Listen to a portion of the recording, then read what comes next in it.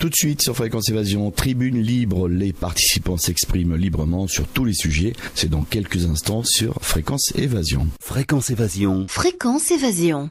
Dans quelques instants, nous serons avec Bruno Lefloc du Conseil national de transition. À tout de suite.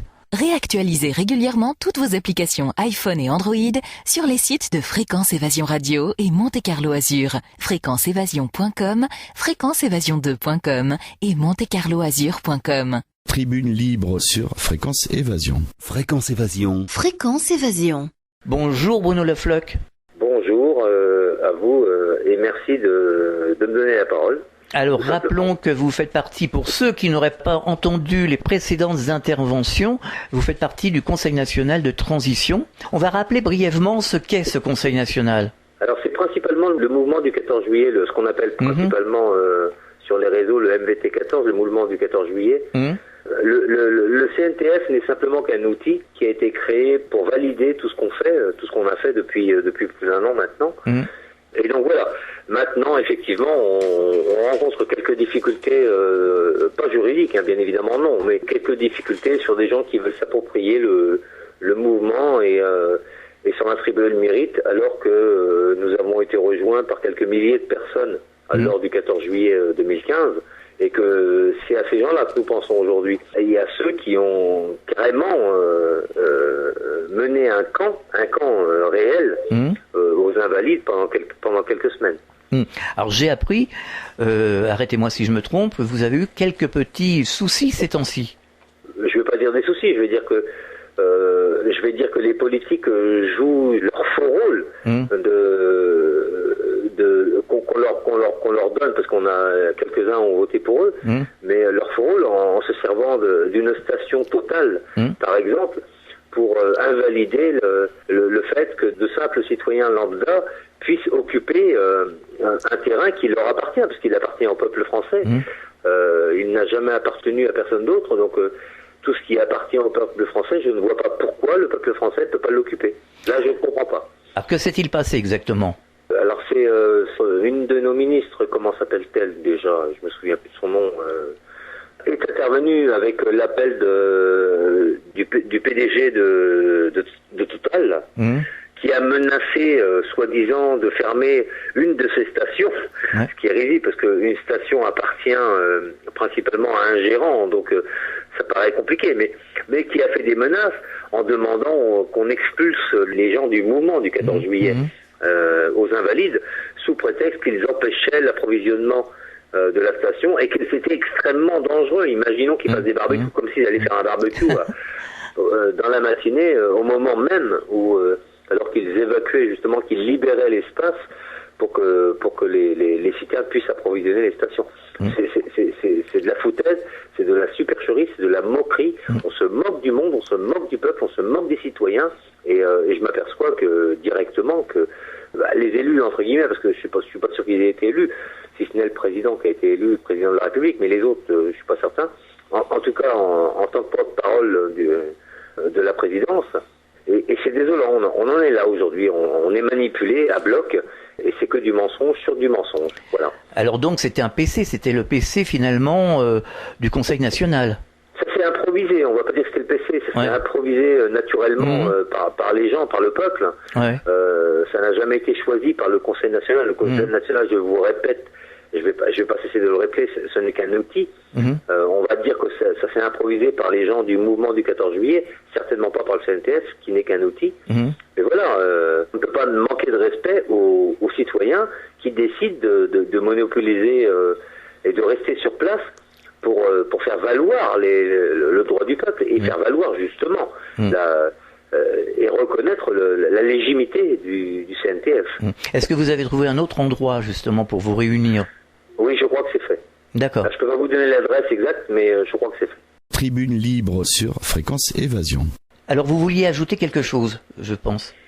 Oui, je voudrais simplement préciser qu'il faut arrêter maintenant. Il faut arrêter d'essayer de diviser le mouvement.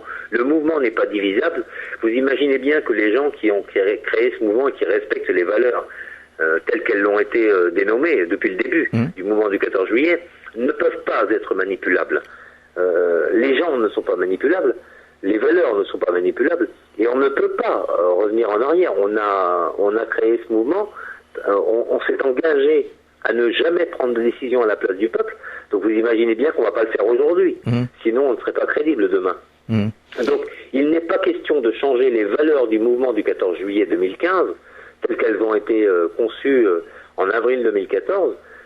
Bien sûr, il est question d'améliorer les choses, mais en aucun cas, je répète, en aucun cas, on ne prendra de décision, on ne changera le logo pour induire en erreur les citoyens qui se sont réunis. Il y a quand même eu entre 3 et 5 000 personnes qui se sont réunies à Paris.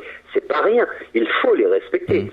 Donc je n'accepterai jamais, je dis bien jamais, puis je ne suis pas manipulable, ça tout le monde le sait, donc je n'accepterai jamais qu'on puisse monnayer, qu'on puisse transformer, qu'on puisse nous endormir avec quelque chose d'autre qui n'a jamais été conçu ni consulté par les gens qui ont décidé de donner la parole au peuple. Donc maintenant on en reste à ce qu'on avait déjà dit, on a décidé de donner la parole au peuple, on en reste là et on n'en changera jamais.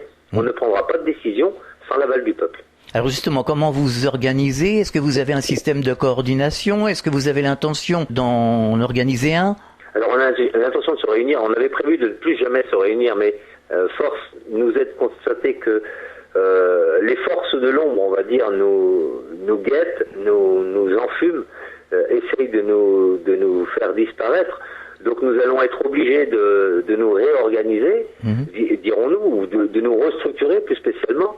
Mais on le fera, bien entendu, avec l'aval des citoyens qui nous ont suivis et qui nous suivent encore et qui nous rejoignent aujourd'hui. Mais on ne le fera jamais sans cet aval-là. Donc pour l'instant, il n'est pas question de faire des réunions à 10 ou à 20, mais de se réunir et de décider ce que nous allons faire.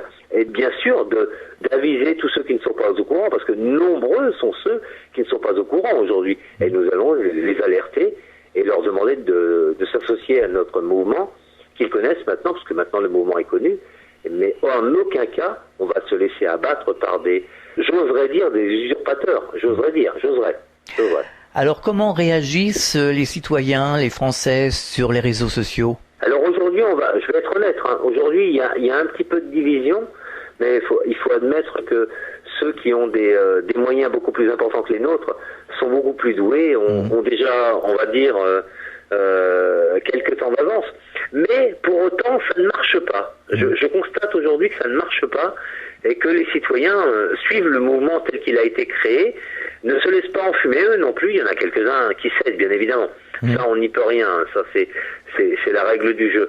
Mais qu'importe. Aujourd'hui, je ne fais que constater que tous ne se laissent pas avoir et que le mouvement reste tel qu'il a été. Et voilà, on va avancer, on va être obligé de refaire une réunion pour savoir ce qu'on doit faire.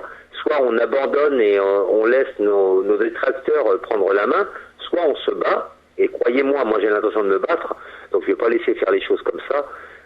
Et on se bat et on reprend la main là-dessus et on avance, bien évidemment. Et pour l'instant, ce qui est important, c'est qu'il faut aller très très très vite parce qu'il n'est plus question de s'endormir maintenant. Donc on va avancer très vite et on va reprendre la main dessus, bien évidemment. Est-ce que vous vous organisez pour la rentrée?